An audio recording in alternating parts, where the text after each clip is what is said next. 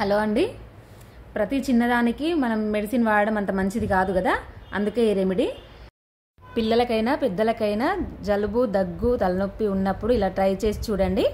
అది ఎలా అంటే, స్టవ్ పైన పెనం పెట్టి కొంచెం వాము వేసి కొంచెం వేడైన తర్వాత పసుపు వేసి అది పొగలు వచ్చేటప్పుడు పీల్చుకున్నట్లయితే చాలా రిలీఫ్గా ఫీల్ అవుతారు.